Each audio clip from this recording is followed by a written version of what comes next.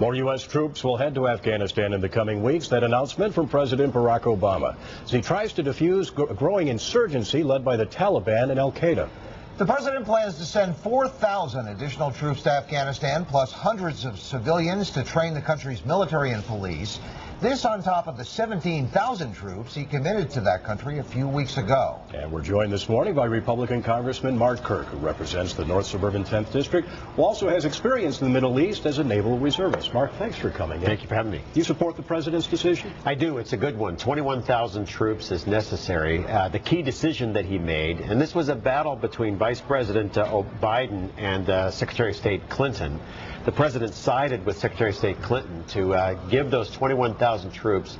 And the key part of this decision is to double the size of the Afghan police and army.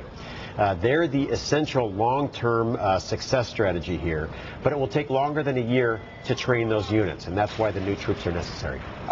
Congressman, I teased this segment coming up, suggesting that we would answer the question, what would the headline look like on the day we understood we had won in Afghanistan? How long a period of time are we talking about here for a U.S. military commitment? Under our new counterinsurgency doctrine written by General Petraeus, we expect insurgencies to last 7 to 9 years. And so you have to be in that for the long haul if you're going to succeed. This will last throughout the Obama administration. That's a minimum of 7 to 9 years. Correct. This is a commitment that will last throughout the Obama administration, but it will increasingly go well if the Afghan army and police do reach the size that they're projected to reach. And there will be no headline. As we've seen in Iraq, as things go better, the media will not pay attention.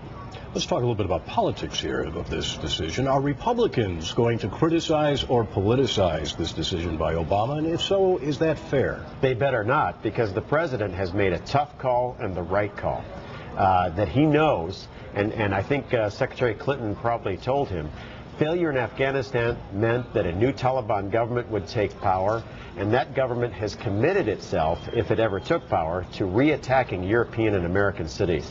And that would be a disaster for the long-term security of American families.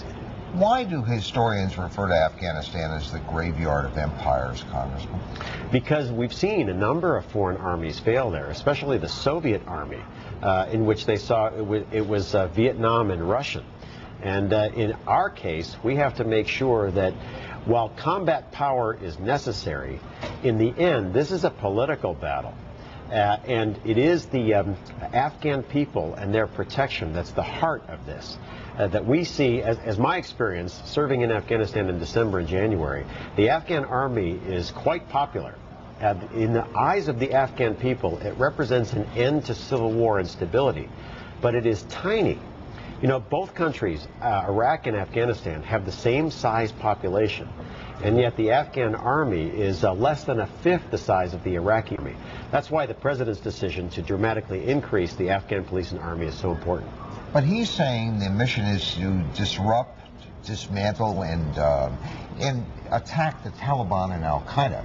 He's not really talking about establishing democratic structures in Afghanistan. I think the Obama administration has hauled back on the pro-democracy rhetoric of the Bush administration some.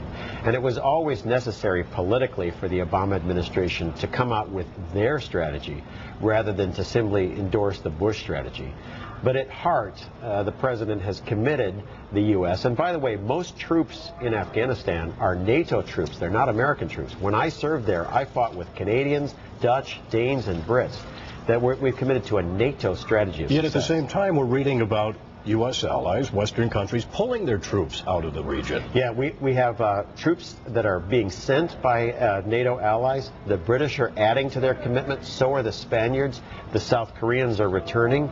But we have two troubling allies. The Dutch and the Canadians have both officially announced they're leaving. And it's the authority of the Obama administration, and especially the popularity of the president, that can turn that around. Okay, Congressman. Now, you know something about the art of partisan politics as well. President Obama talked about his strategy in the increasing troop strength in Afghanistan.